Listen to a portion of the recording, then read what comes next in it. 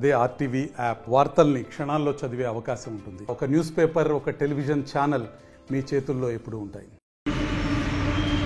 నిన్న జరిగినటువంటి మీడియా సమావేశంలో టీఆర్ఎస్ నాయకులు, మాజీ ఎమ్మెల్యే గారు డాక్టర్ తాటికొండ రాజయ్య గారు కాంగ్రెస్ పార్టీపై అవాకులు చివాకులై అసలు టీఆర్ఎస్ పార్టీ పూర్తిగా మనుగడ కోల్పోయిందనే ఉద్దేశం మర్చిపోయి ప్రజలలో తిరగలేని పరిస్థితిలో ఉన్న క్రమంలో ఓ మీడియా సమావేశాన్ని ఏర్పాటు చేసి పేదల పక్షపాత అయినటువంటి కాంగ్రెస్ ప్రభుత్వం నీతి, నిజాయితీ, నిబద్ధత, క్రమశిక్షణే పొరవడి కాని చెప్పి నడుస్తున్నటువంటి స్టేషన్ గన్పూర్ మాజీ డిప్యూటీ సీఎం, ప్రస్తుత ఎమ్మెల్యే గారు అయినటువంటి కడియం శ్రీహరిపై బురద జల్లడం చాలా విడ్డూరంగా ఉంది. గుమ్మడికాయ దొంగలంటే భుజాలు తీసుకున్న చందంగా దొంగే దొంగని అరిచినట్టుగా డాక్టర్ రాజయ్య గారు మీడియా సమావేశంలో చాలా దుర్మార్గంగా మాట్లాడడం జరిగింది. అటవీ భూములు, ఫారెస్ట్ భూములు, అసైన్మెంట్ భూములు అన్యాక్రాంతం అయిపోతున్నాయి, కబ్జాలు చేస్తున్నారు. దానిలో డాక్టర్ నజీర్ గారి హస్తం ఉందని చెప్పి వర్ణించడం జరిగింది. రాజయ్య గారు, నీకు నీతి, నిజాయితీ, నిబద్ధత ఉన్నట్లయితే డాక్టర్ నజీర్ గారు ఎంత సౌమ్యుడో ఉమ్మడి వరంగల్ జిల్లాలో ఉన్నటువంటి డాక్టర్ అసోసియేషన్ యూనియన్ వాళ్ళందరికీ కూడా తెలుసు. ఒక ఎంపీ భర్తగా ఉన్నప్పటికీ కూడా ఎక్కడ నోరు విప్పకుండా, ఎక్కడ ఎవరిని నొప్పించకుండా ఎంత నిజాయితీగా, ఎంత క్రమశిక్షణగా ఉంటున్నాడు అనేటువంటి విషయాన్ని మర్చిపోయి దొంగే దొంగ అనే చందానంగా అరవడం ఇది చాలా విడ్డూరంగా ఉంది. ప్రధానంగా ఏం మాట్లాడతాడు డాక్టర్ రాజయ్య గారు అంటే, కాంగ్రెస్ పార్టీ భూ కబ్జాలకు పాల్పడుతుందని చెప్పాడు. కాంగ్రెస్ పార్టీలో నాయకులు భూ కబ్జాలకు పాల్పడి ఎక్కడ ఎవరు ఏం సంపాదించారు? నువ్వు ఉన్నటువంటి బీఆర్ఎస్ పార్టీ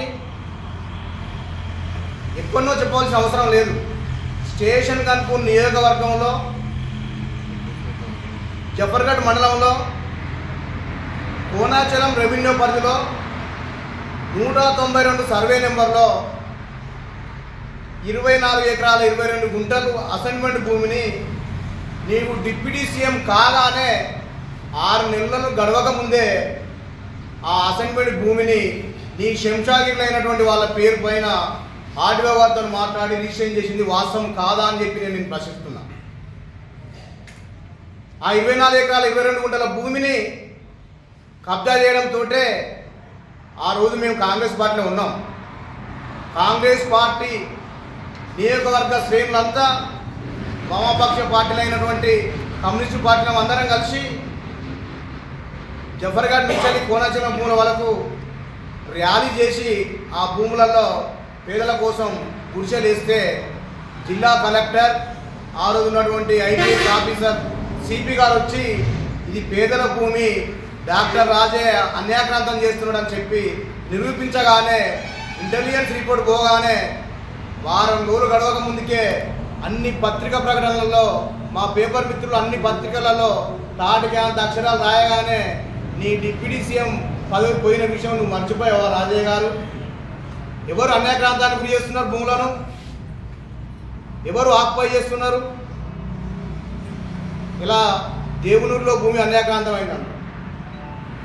ఒక్కొక్క ఎమ్మెల్యే టీఆర్ఎస్లో 100 కోట్లు 1000 ఎకరాల భూమి సంపాదించగలిగారు. మరి అదే నిజం అనుకుంటే కాంగ్రెస్లోకి వచ్చిన తర్వాత రాజయ్య యొక్క వాస్తవ విషయం మాట్లాడారు. కడియం శ్రీహరి గారు బీఆర్ఎస్లో ఉన్నప్పుడు సంపాదించలేదు, కానీ కాంగ్రెస్లో పోయిన తర్వాత సంపాదన మీద పడ్డాను. అది వాస్తవమైనట్టయితే 10 నెలల కాలంలో కడియం శ్రీహరి గారు కానీ, డాక్టర్ నజీర్ గారు కానీ, కడియం శ్రీహరి అనుచరులమైనటువంటి మేము కానీ ఎక్కడ ఒక సెంటు భూమి ఎవరిదైనా ఆక్యుపై చేసినా, కబ్జా గురి చేసినా, సెటిల్మెంట్ వ్యవహారంలో పూనుకున్నా మేము గన్పూర్ అంబేద్కర్ దగ్గర రేపు వేదికను ఏర్పాటు చేస్తాం. నువ్వు నీ వర్గీయులు వచ్చి ఆడ క్షమాపణ చెప్పాల్సిందిగా మేము కోరుతున్నాం. కడియం శ్రీహరి గారు సుదీర్ఘమైనటువంటి 34 సంవత్సరాల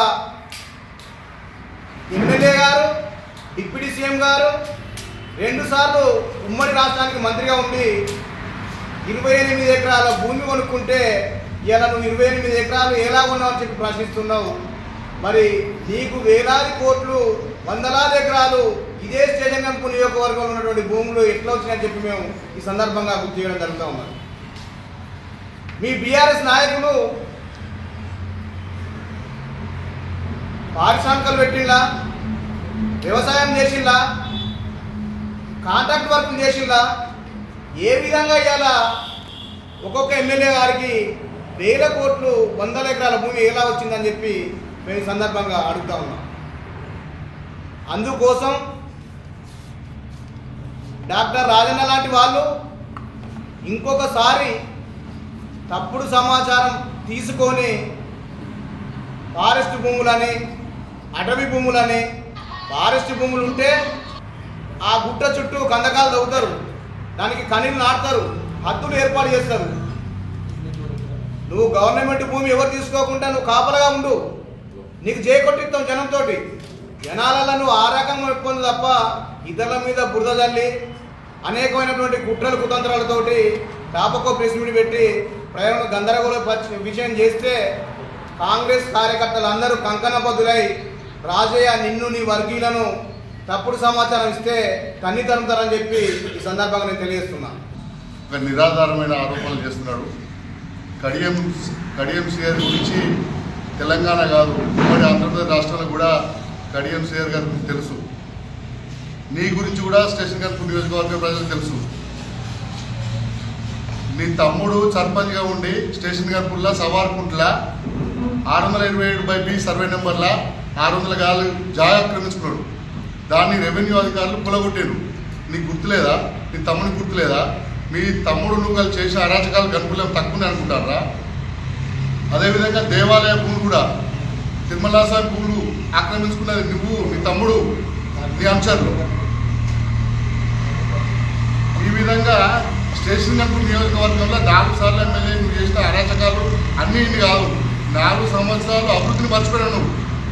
ఓన్లీ అరాచకాలు, అక్రమాలు, అవినీతి, కబ్జాలకు పాల్పడ్డావు. అప్పటి ప్రభుత్వము మిషన్ కాకతీయ ప్రోగ్రాం పెడితే దాని 5% కమిషన్ తీసుకున్నావు. నువ్వు నీ అర్జర్లు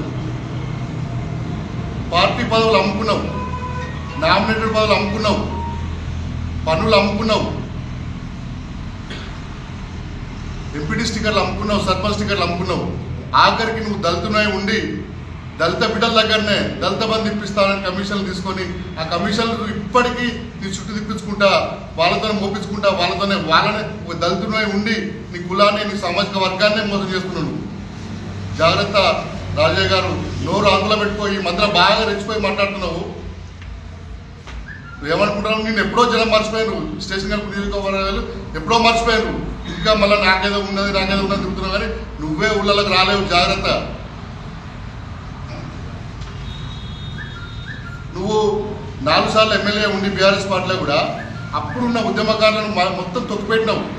ఓన్లీ బోగస్ వాళ్ళను ఉద్యమకారులను చెప్పుకుంటా, నీ చెంచాకిళ్ళు చేసుకుంటా వాళ్ళందరినీ చేసినావు. తప్పితే నువ్వు నియోజకవర్గాన్ని చేసింది లేదు, నువ్వు ఉద్యమకారులు చేసిందేం లేదు, పార్టీ కార్యకర్తలు చేసినావు. నువ్వు ఎవరిని ఇష్టపెట్టావు, ప్రతి ఒక్కరిని వేధించినావు, ప్రతి ఒక్కరి దగ్గర డబ్బులు వసూలించినావు. నువ్వు ఇవాళ సుమారు 600 కోట్ల రూపాయలు సంపాదించుకున్నావు, వెనకేసుకున్నావు. ఎక్కడి నుంచి వచ్చింది నీ దవాఖానా? నీ ఆస్తులు ఎంత? అప్పుడెంత, ఇప్పుడెంత? ఇలా ఊకే కడియం శ్రీహరి 100 కోట్లు తీసుకుని పార్టీ మారని చెప్తున్నావు. 100 కోట్లు తీసుకున్నది ఏ ఒక్క ఆధారం ఉన్నా మీడియా ముందు బయటపెట్టు. ఊకే 100 కోట్లు తీసుకొని పార్టీ మారిన 100 కోట్లు తీసుకుని పార్టీ మారి ఊకే ఒక్కసారి చెప్పు. ఇక్కడ ఉన్న వాళ్ళంతా కూడా నీకంటే ఎక్కువ స్థాయిలే, నీకంటే తక్కువ స్థాయిలో ఎవరు లేరు. కానీ జాగ్రత్త మాట్లాడితే బాగుంటుంది. నువ్వు రాబోయే రోజులలో గ్రామాల్లో తిరగలేవు. మాజీ ఎమ్మెల్యే డాక్టర్ రాజయ్య కడియంసీఆర్ పైన ఆరోపణ చేసిన దాని మీద ఈరోజు చేయడం ప్రెస్ మీట్ పెట్టడం జరిగింది. నువ్వు దేవాది ముఖ్యమంత్రి రాజశేఖర్ రెడ్డి భిక్ష వలన 2 సార్లు ఓడిపోయిన నీకు టికెట్ ఇచ్చి ఆదరించి ఎమ్మెల్యే చేస్తే ఈరోజు నువ్వు కాంగ్రెస్ పార్టీ మీద నువ్వు మాట్లాడుతూ ఉన్నావు. నువ్వు కాంగ్రెస్ పార్టీని విమర్శించే హక్కు, కడియంసీఆర్ని విమర్శించే స్థాయి నీది కాదు రాజయ్య. ఆ రోజు 2 సార్లు ఓడిపోయినా నీకు టికెట్ ఇచ్చి గెలిపిస్తే ఆ రోజు నువ్వు అంగన్వాడీల దగ్గర డబ్బులు తీసుకొని ఆ రిపోర్టు అంతా అప్పుడున్న ప్రభుత్వం కాంగ్రెస్ ప్రభుత్వం నివేదిక పోతే నిన్ను పార్టీలకు వెళ్ళి సస్పెండ్ చేస్తారనే భయంతో నువ్వు ఆ రోజు పార్టీ ఉద్యమం అని చెప్పి ముసుగులో పార్టీ మారడం జరిగింది. దానికి ఉద్యమ సమయానికి పోయి ఏదో ఆ రోజుల్లో ఉన్న పరిస్థితులను, ఆ రోజు ఉన్న టీఆర్ఎస్ గాలి తెలంగాణ ఉద్యమంలో నువ్వేదో గెలిచినావు. నువ్వు ఎమ్మెల్యే అయ్యేంతతోని కాదు, 2 సార్లు ఓడిపోయిన కాంగ్రెస్ పార్టీ టికెట్ ఇచ్చింది. నువ్వు ఈరోజు ఎమ్మెల్యే గారి మీద, ఎంపీ గారి మీద ఆరోపణలు చేసినప్పుడు నీకు కొంచెం అవగాహన ఉండాలి. 30 సంవత్సరాల రాజకీయ జీవితంలో కడియంసీఆర్ కానీ ఎక్కడనన్నా ఏమన్నా పథకాలు ఇస్తారనో, లేకపోతే పదవులు ఇస్తారనో, లేకపోతే టికెట్ ఇస్తారనో పైసలు తీసుకునే వ్యక్తి కాదు. అలాంటి మచ్చలేని నాయకుడు కడియంసీఆర్ గారు కానీ, ఎంపీ గారు కానీ. నువ్వు ఈరోజు కాంగ్రెస్ పార్టీ మీద ఏదో మాట్లాడుతూ ఉన్నావు, అపోహలు చేస్తూ ఉన్నావు. నువ్వు కాంగ్రెస్ పార్టీ అధికారంలో వచ్చిన నెల రోజులకే నువ్వు ఈసీసీ చుట్టూ, ఏఐసీసీ చుట్టూ తిరిగితే నిన్ను అక్కడ ఎవరికి అపాయింట్మెంట్ కూడా ఇయ్యలే. నీలాంటి అవినీతిపరుడు, నీలాంటి దుర్మార్గుడు, నీలాంటి జనాలల్లో పేరు లేనోడు మా పార్టీకి ఎక్కడ రాడు, మాకు అవసరం కూడా లేదని నిన్ను వద్దు అంటే మళ్ళీ నువ్వు అదే సొంత పార్టీలో పోయి నువ్వు ఇవాళ నీకు మనగడ లేదు అనే టైంలో ఏదో కాళ్ళు కేసీఆర్ కేటీఆర్ కాళ్ళు మొక్కి టీఆర్ఎస్ పార్టీలో పోయి నీ ఉనికిని కాపాడుకోవడానికి నువ్వు కడియంసీఆర్ అటువంటి నీతి నిజాయితీ గల వ్యక్తి మీద నువ్వు ఆరోపణలు చేస్తాను. ఆ ఆరోపణలు ఎవరు కూడా నమ్మరు, ఏ జనం కూడా నమ్మరు. రేపు ఇంకో నెల 2 నెలల్లో స్థానిక సంస్థల ఎలక్షన్లు వస్తున్నాయి. నీ నీతి నిజాయితీ అని ఉంటే నువ్వు ఆ ఎన్నికలలో చూపించు, నువ్వు గెలితే అప్పుడు నీవు నీతి నిజాయితీ పరుడనే అందరూ అనుకుంటారు అని చెప్తూ అవకాశం ఇస్తాను. వారి ఉనికిని కాపాడుకోవడానికి ప్రతి దగ్గర పోయిన కాడల్లా వేరే వాళ్ళ మీద బురదలడం చేస్తున్నారు. దానికి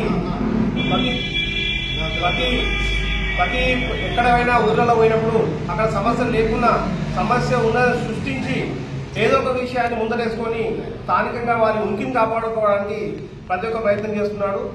వారి ఉనికి అసలు వాళ్ళకు పార్టీలో వాళ్ళ ఉనికి ఏందనే విషయం వాళ్ళకి గ్రహించలేదు. ఇంతవరకు కూడా వాళ్ళకి తెలిసి వస్తలేదు కూడా. ఇంతవరకు వాళ్ళకి ఎమ్మెల్యే సీట్ ఎందుకు ఇవ్వలేదు? స్థానిక ఆ రోజున్న అధికారంలో ఉండి అధికారిక ఎమ్మెల్యే ఉన్నా కూడా అతనికి ఎమ్మెల్యే సీట్ ఎందుకు ఇవ్వలేకపోయారు? తెలంగాణ తొలి ఉప ముఖ్యమంత్రిని చెప్పుకునే ఇతను తెలంగాణ తొలి బర్తరఫ్ చేసిన ముఖ్యమంత్రి కూడా ఇతనే. అది గమనించకుండా నేను తెలంగాణ తొలి ఉప ముఖ్యమంత్రి అని చెప్పుకుంటా ఉంటాడు. కానీ బర్తరఫ్ చేసిన విషయాన్ని మర్చిపోలేకపోతున్నాడు. ఎందుకు బర్తరఫ్ చేయాల్సి వచ్చింది? ఆ రోజున గవర్నమెంట్ లో ఉన్నా ఈయాటి వరకు కూడా దానికి రహస్యాలు చెప్పలేదు. బర్తరఫ్ చేయడానికి కారణాలు ఏంటి? ఇవే రాసలీల రాజయ్య మిగతా కానీ అన్ని అక్రమాలు చేసుకుంటూ ప్రతి దగ్గర కబ్జాలు చేసుకుంటూ తిరిగి ఇవాళ నేను మంచి శుద్ధ పూసను, బయట దొంగలు నేను మంచిగా ఉంటా అనే ముచ్చట మాట్లాడుతున్నాడు.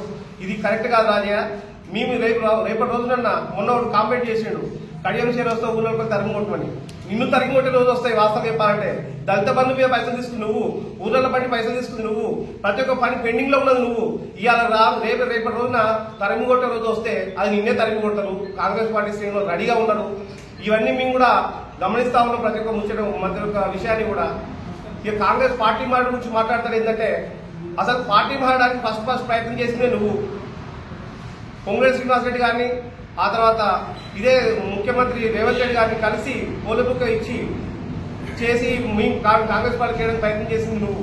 ఢిల్లీ పోయి మకా వేసి వారం రోజుల పాటు ఆడు ఉండి ఇక లాభం లేదనుకోని తిరిగి వచ్చి నువ్వు గాంధీ భవన్ ముందర మా మహిళలు ధర్నా చేస్తే లాభం లేదు తీసుకుంటే బాగుండదనే ఉద్దేశంతో మా వాళ్ళు తీసుకోకుండా ఎడగొడితే నువ్వు వచ్చి వాళ్ళ బీఆర్ఎస్ పార్టీ వాళ్ళ కాలు మొక్కి వాళ్ళతోనే ఉంటానని ఇలా నువ్వు ప్రయత్నం చేస్తా ఉన్నావు. నీ ఉనికిని కాపాడుకోవడానికే ఈ యొక్క పూర్తి ప్రయత్నం చేస్తా ఉన్నావు. ఇక ముందు చిల్లర మాటలు మాట్లాడితే చిల్లర కథలు చేస్తే నిన్ను ఊళ్ళలో పెట్టి తెరగొట్టడం ఖాయం. తప్పకుండా ఇది కాంగ్రెస్ తప్పకుండా చేస్తారని మనం చేస్తున్నాం. మరిన్ని వీడియోస్ కోసం ఛానల్ ని సబ్స్క్రైబ్ చేయండి. లేటెస్ట్ అప్డేట్స్ కోసం వాట్సాప్ ఛానల్ ని ఫాలో చేయండి. అండ్ లింక్ డిస్క్రిప్షన్ లో ఉంది.